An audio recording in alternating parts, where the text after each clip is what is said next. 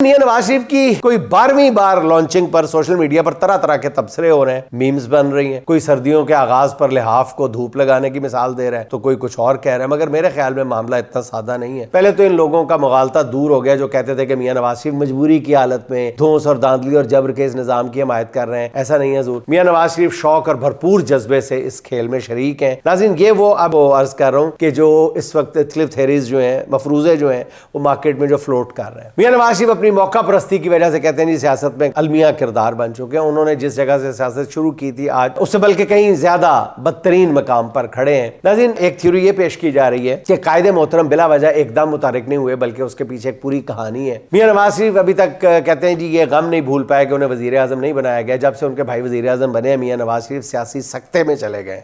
लेकिन मौका परस्त सियासतदान की तरह नवाज शरीफ ने ना सियासत को दिल से खैरबाद कहा, ना ही धांधली से जीती हुई निशिस्त कबूल करने से इनकार किया। यानी मियां नवाज शरीफ की इक्तदार की हसरत उनके दिल से कभी भी नहीं निकली, वो जिंदा है। ज़िमनी इलेक्शन के बाद नवाज शरीफ का मंजर आम पर आना असल में इस बात का ऐलान था कि नवाज शरीफ ने सियासत में भरपूर वापसी का इरादा कर लिया, बल्कि वापसी कर ली है। और उसकी एक बड़ी वजह यह है कि नून लीग को कौमी असम्बली में सादा अक्सरियत दिला दी गई है। कायदे मोहतरम यही चाहते थे कि उनके पास कम अज कम सादा अक्सरियत हो तो उन्हें पीपल्स पार्टी की कठपुतली हुकूमत बनकर हुकूमत ना करनी पड़े। जैसे ही सादा अक्सरियत हासिल हुई तो नवाज शरीफ खुद मैदान में आ गए। अब यही वही है नाज़रीन जो मफरूजे इस वक्त इस्लामाबाद के जो गुलाम गर्दिशें हैं इक़्तिदार की, वहां पर डिस्कस हो रहे हैं। ये वो अर्ज कर रहा हूँ। अब इन जराए का यह भी कहना है कि पस पर्दा कुव्वतें भी शहबाज शरीफ की कारकर्दगी से बहुत ज्यादा मायूस है। IMF की रिपोर्ट जो है वो ऊंट की पुश्त पर आखिरी तिनका साबित हुई है। जराए का यह कहना है कि नोटिफिकेशन के बाद पहला काम यह किया जाएगा कि चाचू की हुकूमत खत्म करके यहाँ मियां मोहम्मद नवाज शरीफ साहब को वजीर आजम बना दिया जाएगा। जराए कहते हैं कि जी नवाज शरीफ वजीर आजम बने तो पीपल्स पार्टी भी बाकायदा तौर पर हुकूमत में शामिल हो जाएगी और बिलावल भुट्टो को वजीर खारजा बना दिया जाएगा। नाज़रीन, फिर मैं अर्ज कर दूं,